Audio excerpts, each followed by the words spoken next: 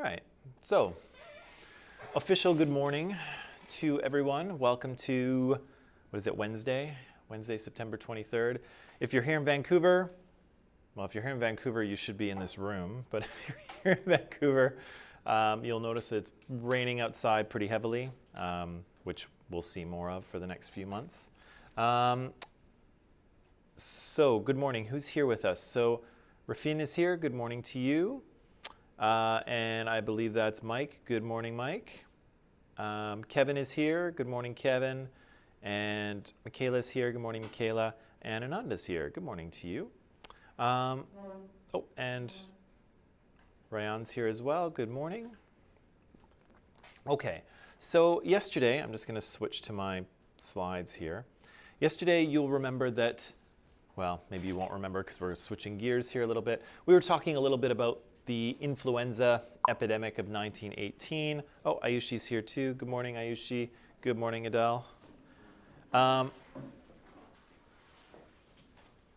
were talking about the influenza epidemic of 1918, and we read an article, and we were kind of talking about the idea that, you know, were there some lessons that could be learned? And, oh, Hadil's here. Good morning, Hadil. And good morning, Shania.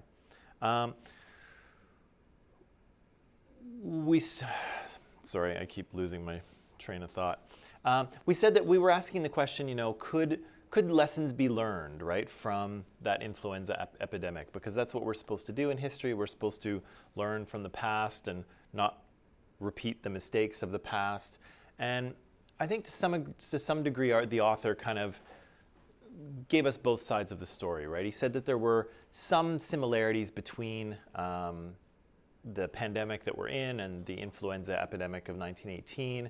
You know, we had a novel respiratory virus appear. It very quickly spread around the globe. It infected a lot of people. It killed a lot of people. People kind of struggled to deal with it, especially at the time, given that there were really no information sharing. The science of epidemiology was not where it is today. And there were no kind of centralized efforts to contain or combat the disease, right? There was no World Health Organization. Of course, we had the League of Nations, but we've already talked about the fact that it wasn't super effective at the time. And so every country was just kind of trying to deal with this thing on its own, right? And so we saw some primary sources in the article. We saw there was lots of people wearing masks and quarantining, and there was bars and theaters were shut down, and people were encouraged not to go to work, but of course many did because they would lose their job and lose their income if they didn't. But I think what the author was also saying was that you know, you can sort of look at the past and sort of see what people did and try to understand the experience. But of course, every epidemic is going to be different, right? Depending on the disease itself and how infectious it is, how it arises, how it's transmitted, and sort of the context in which the virus appears is going to influence the effects of it, right? And I think, you know, we could probably almost intuitively know that if we look at the response of the United States and Canada, right? So these are two countries that are experiencing the same pandemic right now, the same coronavirus, and we're two countries that are very, well, we're similar in many ways, right? The US and Canada, different in other ways too. But we're similar in a bunch of ways.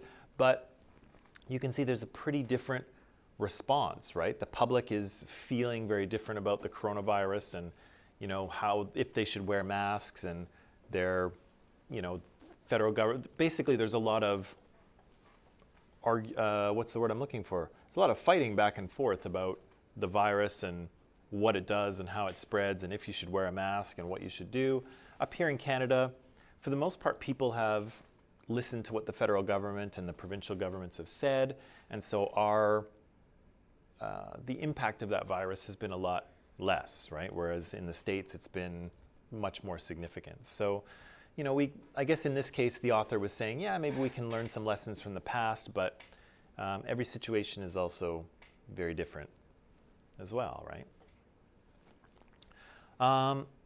Okay, so back to the end of World War I. So World War I is Europe is emerging from this 4-year-long conflict at the end of 1918, and there's some pretty significant damage to be rectified here. And so, and it's kind of difficult to overstate the impact of this war. So this is a 4-year-long conflict that many of these countries have been in, and they've poured basically all of their resources into winning it, somewhat foolishly.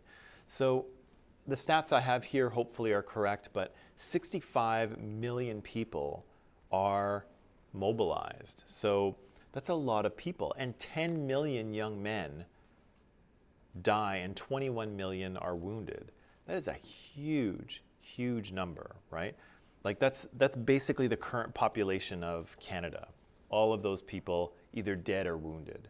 And that's an issue for a country, because no matter what country you're in, countries kind of depend on the next generation, right? So you all are sort of coming of age, and whether you stay in Canada or whether you go home to your home country or whether you go to another country, that country is kind of depending on you to, sort of grow up, and what we were just talking about, to kind of grow up, go to school, get a career, buy a house, buy a car, have some kids, spend money.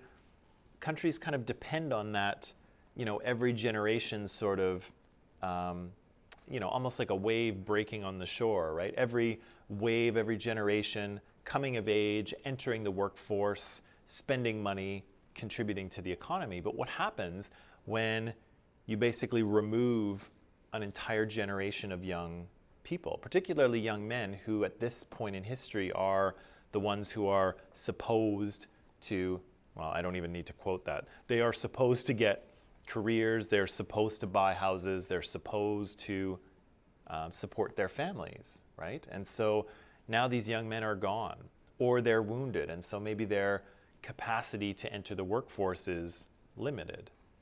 That's a big problem, right?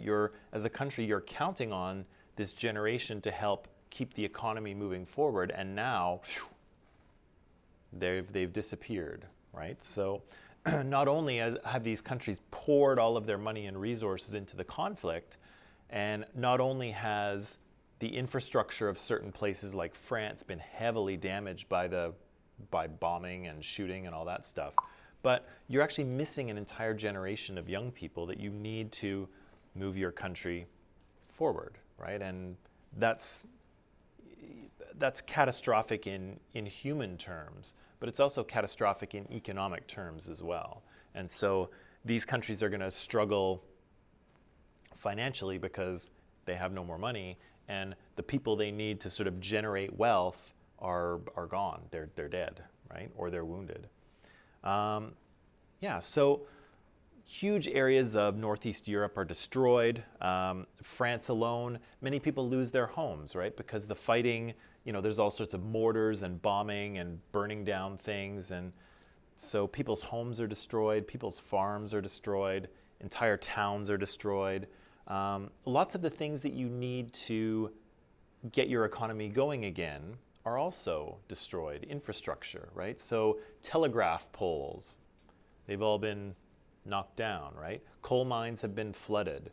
Farmers' fields have been destroyed. Roads are wrecked, right? So not only do you need to get your economy going again and get these industries moving, but you've got to rebuild all of the infrastructure so that these people can actually do their jobs, right? So you've got all kinds of issues at the end of the war, particularly if you're a country like France where lots of fighting occurred, right? So you can imagine here, this is a picture from World War I here with some soldiers walking through what used to be a forest, I guess. It looks pretty bleak right now, but you can just imagine what the landscape in northern France looked like in some places, right? And this is not a place that is ready to, support any sort of infrastructure or industry. This is kind of a wasteland that needs to be rebuilt, right, and reclaimed. And of course, that requires money and workers, of which France has less than it used to, right? Here you can see kind of a before and after of a little French town. This is, it says La Place des Armes, so the arms place in Amiens is the town. So this is Rue Saint-Martin in Amiens, France. And you can see the before and after. Problem, right? That town is not going back to regular life any day soon, right? There's a lot of work to do, you know, just so people can go to the store and buy their bread and meat and cheese and milk, right? That can't happen because their stores are destroyed and the roads that bring that food in are also destroyed and the farms that provide those things are also destroyed. So you've got sort of layers and layers of issues to deal with at the end of the war. It's not just, you know, life just doesn't go back to normal, especially at the end of World War I. So we've got lots of destruction, we've got lots of dead and wounded people, we've got lots of countries whose bank accounts are very low as a result of this thing. And so as a result, many things change at the end of World War I as a consequence of what's happened during the war, but also coming out the other end. And so, you know, for maybe not globally, but for kind of European and North American culture, this is really kind of a watershed moment. There's how things were before, and then there's how things were after. And so a lot of things rapidly change within 10 years or so. And this is why I was saying to you the other day that, you know, this is a period where, again, if you can go back in time, you might want to consider the 1920s because it's super exciting. All kinds of things are changing. There's lots of opportunity. There's lots of you know, money to be made once industries get going, particularly in the US, which experiences a bit of an economic boom. Culture is changing. There's all kinds of exciting technology being invented, and all kinds of social rules are changing and becoming sort of, it's a really exciting time, and I'll try to show that to you very shortly. It's also a period where a number of two new political systems appear. And so going into World War I, we have monarchies, right? So there's countries with kings or queens at the head. And then there's democracies, right? So the US, of course, is the obvious democracy. But after World War I, what's that? And France too? The French. Yeah, and the French as well, right? France is a republic. Britain has a democratic element, even though they still have the king as the head of state. But two new political systems will come out of this as well. So we'll see communism appear in 1917, which we'll get to a little bit later. And we'll see fascism appear in Italy and in Germany. And so we'll talk about that in a little bit as well. So again, lots of stuff comes out of the end of this war. But let's leave the political for a second and look at the social and the cultural. Oh yeah, and we watched this video yesterday too. And we said that there was the legacy of this war, at least according to the historians that they interviewed for the video, was that the legacy of World War I was a kind of a history of repeating the same errors. And so the World War I, one of the historians mentioned that there was this question of self-determination, right? Whether nations should be allowed to have their own country and decide their own make decisions for themselves. What should that look like? That question was kind of unanswered, and the map that gets redrawn at the Treaty of Versailles is an imperfect one. It doesn't really address this issue of self-determination. And there was also a need for international cooperation. The historian that was saying this in the video the other day clearly believes that there was a big need for something like the League of Nations to exist, right? To facilitate cooperation between nations. But that need was kind of unrealized, right? We said the League was probably a good idea, right? And it was probably what the world needed, but people weren't ready for it. People weren't that committed to making it work. And the structure of it was such that it wasn't going to work either, right? So Yeah, we saw a legacy of war becoming more effective and more destructive. And so at the beginning of World War I, we said it was an industrial war, and all of these countries were using their new industrial technology to make more effective weapons, right? Weapons that could kill more people quickly and make them more dead than ever before, right? And that will continue, right? Weapons development will continue all the way through the 20th century, right? And so, we had, in World War I, we had planes and machine guns and tanks and chemical warfare, and later on we'll have radar and sonar and submarines and torpedoes. Then we'll have nuclear weapons, and then we'll have guided missiles, and things will continue on. And so countries will continue, especially the US,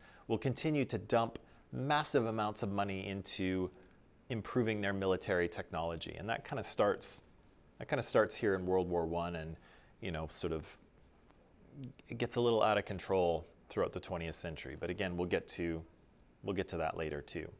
And again, we see that the federal government becomes, at least in the US and Canada, but probably other countries as well, becomes larger and more powerful. And so going into the war, federal governments, particularly in Canada, are just not that big of a deal. They kind of deal with foreign policy, they set tariffs, and then that's about it. The provinces are responsible for everything else. But coming out of World War I, federal governments are larger, they have more power, and they are more involved in people's lives. Okay? I wonder what that is. Is that just a blank? I don't know what that is. Okay. All right, cue the roaring 20s. Okay, and so this is the 20s were roaring, particularly in the US, to some degree in Canada as well. And they were roaring for kind of two reasons, okay? What does it mean when things roar? It's kind of a funny word, roar.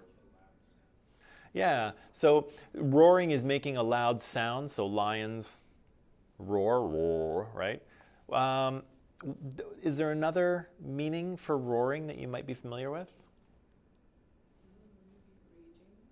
Yeah, so it might be a synonym for raging, right? So, you could have a raging party, right? It could also be roaring, right? So it could be crazy and out of control kind of thing. And so the 20s were roaring in both of those ways. And so there was lots of economy, or the economy was booming, there was lots of change, there was lots of parties, people were living fast and loose and having fun.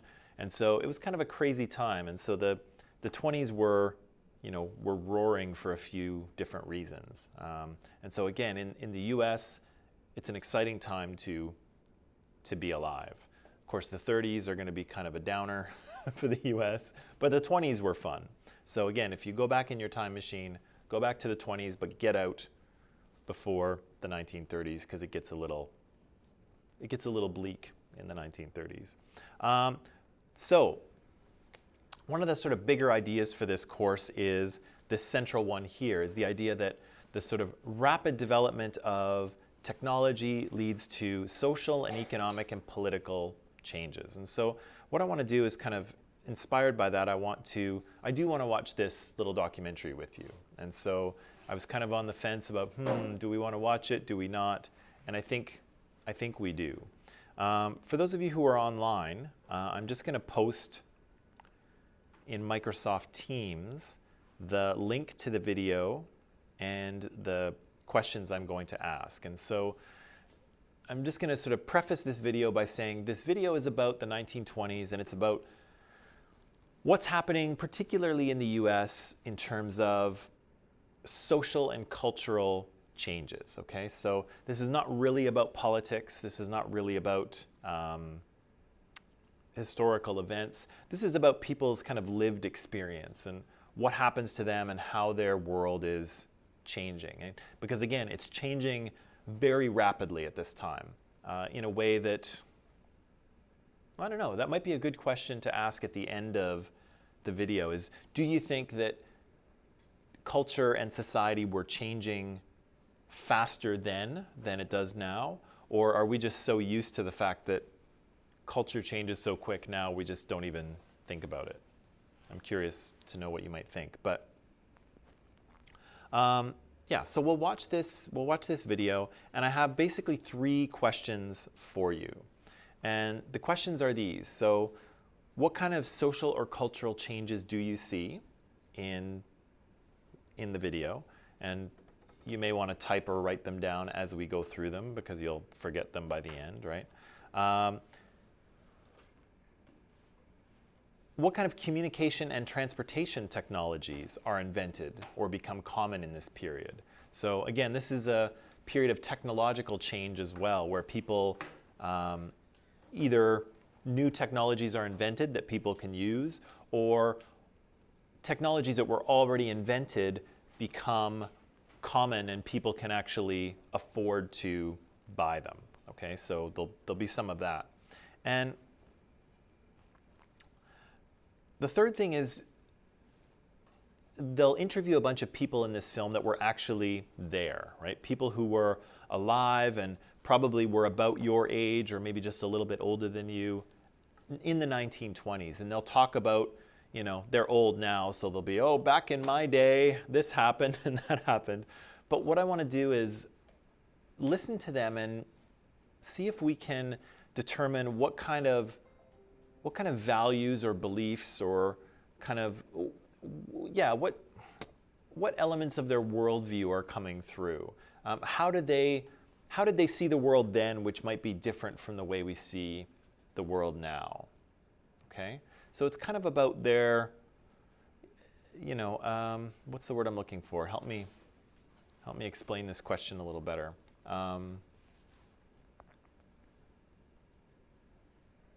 Basically, just how do they see things, right? How do they see things that might be different than how we see things today? Does that make some sort of sense? Yeah, I'm good at explaining things. That's why I'm a teacher. Yeah. Okay, so can we watch this? Can we watch this? Okay. So online people, what we'll do maybe is we'll watch about 25 minutes of this video, and then we'll take a 10-minute break. Huh? I think it's 48. So we'll watch 25 minutes of this video, we'll take a 10-minute break, and then we'll come back and maybe talk about some of the things that we have seen, okay? So that'll put us back here in 35 minutes, okay? So I'm going to set the timer. Online people, will see you in just a little bit, and watch the video. The link and the questions are in Microsoft Teams under the History 12 channel. Okay, good.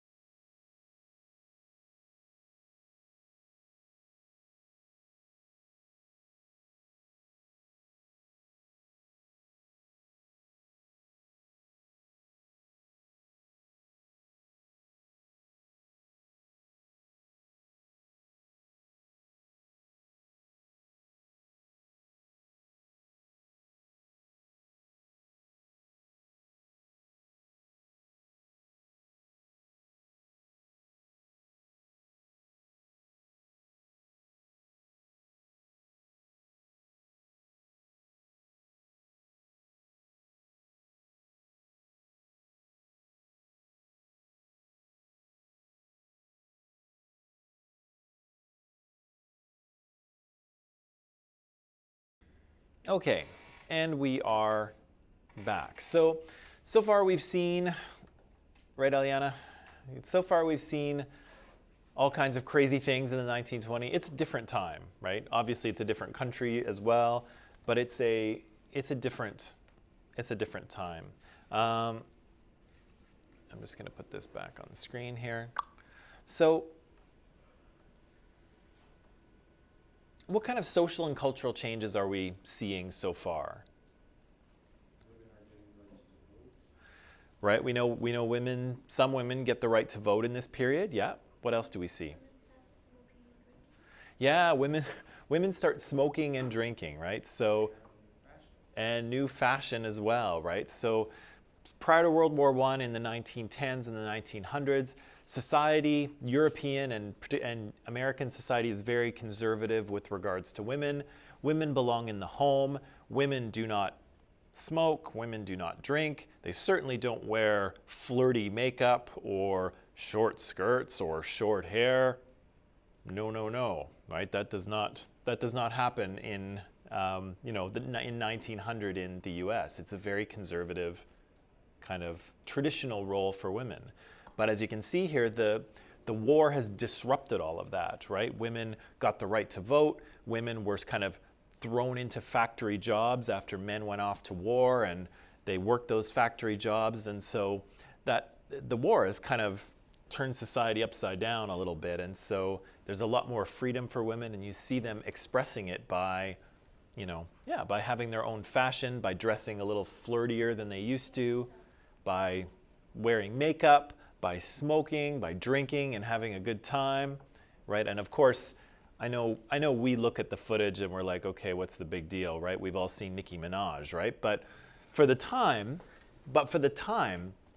this is super scandalous, right? This is like, oh, wow, right? This is, people's eyes are like this big, right? So it's, for the time, it's a very, it's a big cultural development for women, right? A lot more freedom, a lot more autonomy, a lot more, ability to, I guess, project their sexuality in a way that they weren't able to do prior to the war. What else do we see happening? The new roads. What's that? New roads, New rules, new cars? new roads. New roads? Okay, save that for communication. Let's talk about cultural and social. How about the shorter weekdays? Oh, yeah. Yeah, so, to do with Henry Ford, right? Yeah, so Henry Ford kind of, so Henry Ford, of course, he's the Steve Jobs or the Elon Musk of his time, right? He's this big revolutionary businessman who turns the business world on its head, does all sorts of new innovative things and makes tons of money doing it, right? So maybe Elon Musk is kind of a good comparison for Henry Ford at the time, right? So Ford creates this factory churning out cars, but he also changes the lives of his workers, right? Setting a 5-day work week, giving them weekends off, and actually paying them enough to afford luxuries of their own, like his Model T, which, when you think of it, is a pretty smart business idea, right? See, if you pay your employees enough to actually afford your product, they'll buy your product and you'll make money, right? So, not a bad, Back your money. huh? You make back your money. Either way, the more cars, the more of his cars are on the road, the more people will see them and buy them, right? So, so workers' lives are changing too. It's not just all work, eat, sleep, and repeat. Workers actually gain leisure time, right? They get weekends off to do whatever they want, to have fun, right? And having fun involves spending money, and that's good for the economy, right? It's good for the economy when people have disposable income. What else do we see? Online people, you can type some stuff in here too. What's that? Oh, right. We see the Ku Klux Klan, and so the KKK are an organization that are formed pretty much immediately after slavery is repealed in the United States. So after the Civil War ends, there's the Emancipation Proclamation, and slavery is abolished in the United States. But very quickly, there are people, particularly in the southern United States, who strongly disagree with this. And so they start to create a series of laws which are called Jim Crow laws, which are meant to limit the opportunities of Black Americans. And there's the Ku Klux Klan, who is created to kind of help enforce those rules and to remind Black Americans that they belong at the bottom of society, right? And that opportunity is reserved for white Americans only. And so again, they're created in that time, and again, they sort of appear again at times of social change, right? And so in the 20s, we see that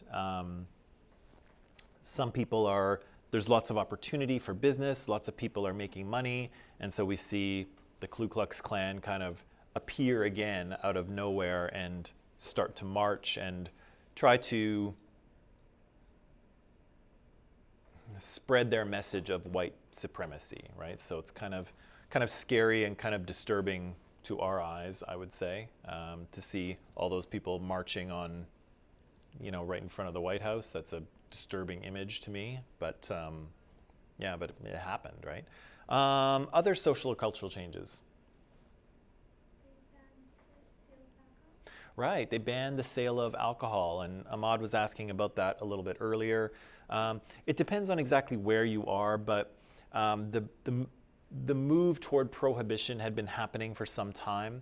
Mostly women's Christian organizations had been campaigning for it, and so we had women sort of campaigning for the right to vote, which they ultimately won, but also women's Christian organizations were campaigning for prohibition. They wanted the government to ban the sale of alcohol, and they said that it was destructive to social life, it was destructive to families, it led to domestic violence, it led to lower productivity, which of course business owners, their ears kind of pricked up when they heard that.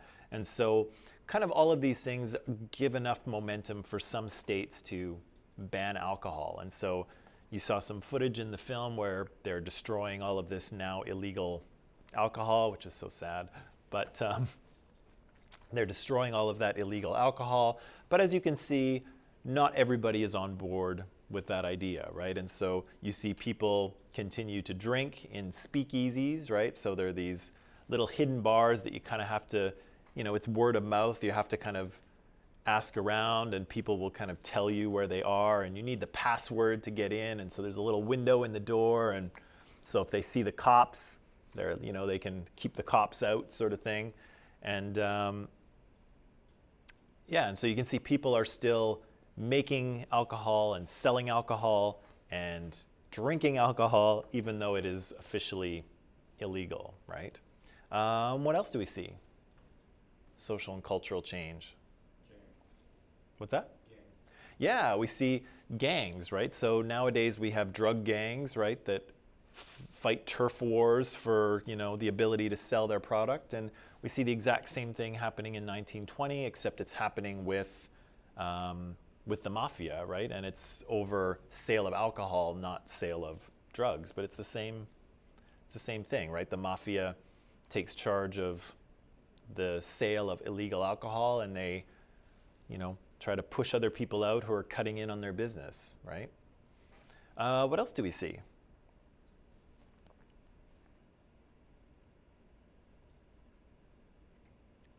What do we see about Greenwood, Oklahoma? A town gets built by Black people, and then it gets torched. Yeah, so there's a place in Oklahoma where after slavery is abolished, the Black residents of that town are given land, right? And so they are able to use that to improve their standard of living, and they kind of build themselves a little community.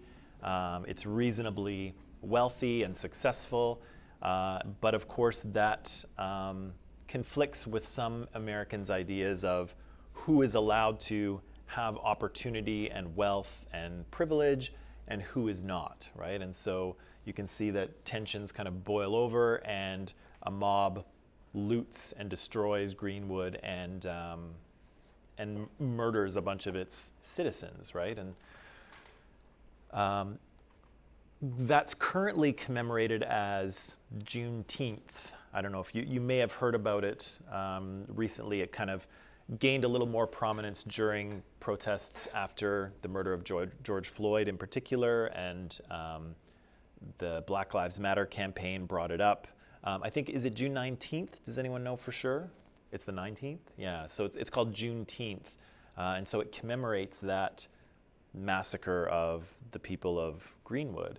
And so it definitely gained prominence in the news in June when Donald Trump was considering going and holding a rally in Oklahoma on that day. And so you can imagine the strong reaction against that particular choice, right? Because he's not exactly the most I'm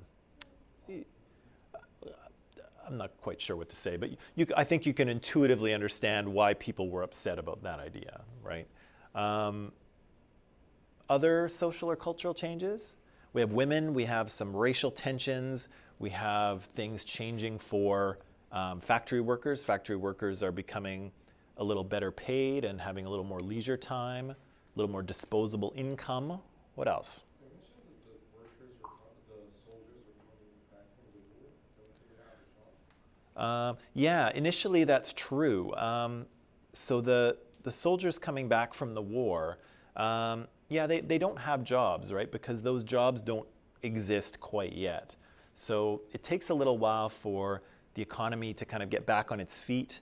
Again, you have a lot of people working in factories, and those factories are, making boots and helmets and guns and bombs. And it takes a little while for those factories to kind of switch gears and start making things that people actually need now, right? Which we'll get to in number 2, because those technologies. Actually, in any technology. Shania here points out, yeah, jazz music and sports. So sports get a big boost because of what? What technology? Radio, right? The internet of the 1920s.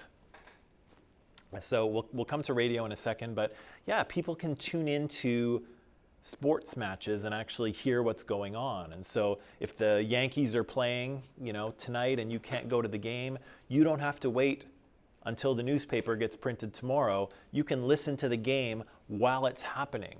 How exciting, right? And of course, in 2020, we're like, oh God, yeah, all you can do is listen to it. But of course, in 1920, that's huge, right? You can actually listen to the game. And so, people are gathered around the radio on, game nights, listening to the play-by-play, right? That's where those announcers come from. We have announcers now for every sport, right? For football, baseball, hockey. There's always people commenting and telling you what's happening, even though you can see it with your own eyes. But I think it goes back to the 1920s when it was radio and you couldn't see it, so somebody had to tell you what was happening. And so that's kind of persisted through sports, and we still have people telling you what's happening even though you're watching it happen, right? So we have sports and we have jazz music, right? So jazz becomes super popular, and radio has something to do with that as well, right? So jazz is kind of something that, comes out of the American South. It kind of finds a home in Harlem, which we saw. It's a neighborhood of New York, which is predominantly black. And so sort of black music and black culture finds its way into white culture and finds its way onto white radio. And suddenly everyone's listening to it and loving it and dancing to it. And so it becomes the kind of music of the day, right? It becomes the thing that people are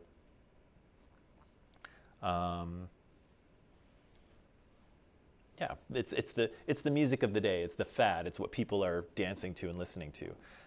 What about communication and technology, or any technologies actually?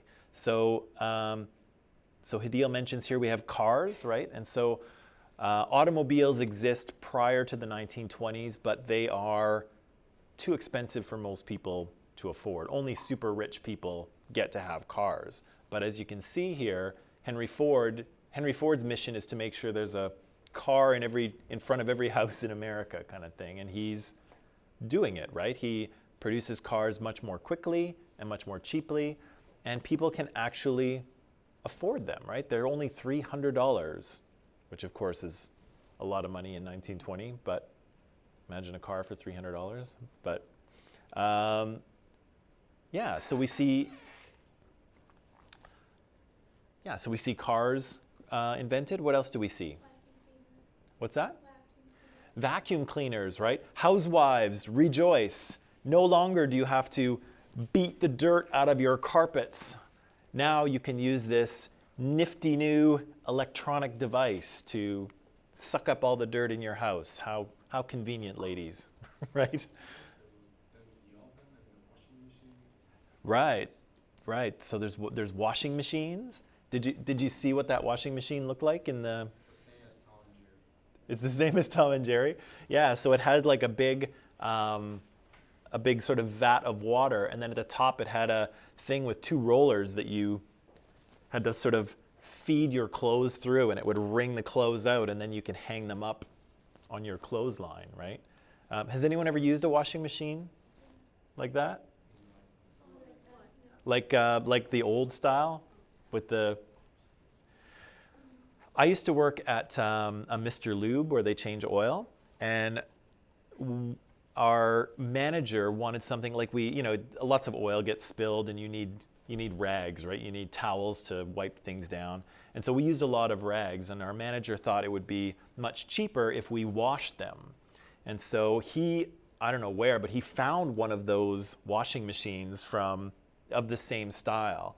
And so, yeah, it's just this big tub with you fill it up with water, like from a hose, and then you put the soap in, and then the motor sort of turns it around, and then you pull your clothes out, and then you feed it through those rollers, and it kind of squishes the things and wrings the water out, and then you just hang up your clothes. And so it works actually pretty well. It's not nearly as good as washing machines today, of course, where you just throw it in and press a button and you're done. But it would have been much less work than washing things in a tub of water, right? So we have washing machines. What else do we have? Of what? Railways, yeah. So railways aren't invented in 1920, but of course there's more and more railways added, right? As economies start going and more gets produced, those things have to be moved around, right? And so trains are one way that people send goods from one place to the other. What else? What's that? New roads? Yeah, so as cars become more and more popular, suddenly you need more and more roads, right? And even though Ford's Model T seems to be able to go over anything, right?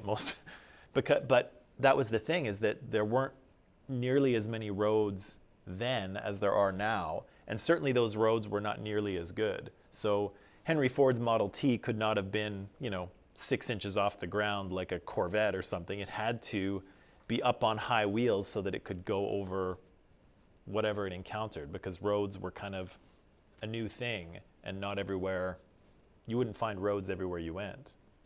Yeah, so we've got that. He deals with radios. Yeah, we've got Rance's ovens and fridges, right? So now we have electric ovens, and we have electric fridges. My dad, and this is not a lie, my dad tells me that he can remember a time, and he was very young at the time, he can remember a time when there was a guy with a horse-drawn carriage who would come up the street that he lived on and deliver ice to people's fridges, because the fridges weren't electric. They were just a fridge like you have today, and then you put a block of ice into the fridge, and that's how it stayed cold. And so sometimes you'll hear fridges, I don't know if you've heard fridges called ice boxes. Have you ever heard that? That's why they're called the ice box, because it used to be a box that you put this big block of ice in, and that's what kept your food cold, and he can remember this horse-drawn carriage coming up his street, and then the guy would grab a block of ice and go into people's homes and put it in their fridge for them. So you would have your ice delivered every day or every 2 days in order to keep your fridge cold before electric fridges were common. But what if the ice melts when the person is delivering? If the ice melts and what? The person is wet while the person is delivering. Well, that's the thing. Like the ice continues to melt, and I don't know. I assume that you would, like it would have a drainage system and it would hook up to a hose. And so, the ice would melt and the water would drain out. And then when the ice guy came, you would just take what was left of your ice and chuck it and put in the new block, I think. I think that's how it worked. I've never seen such a thing. Even, my dad is 72 and he remembers this from when he was really little. And even when he was really little, it was probably like the last few fridges that weren't electric. So even he is just catching the very tail end of this thing. But crazy, right?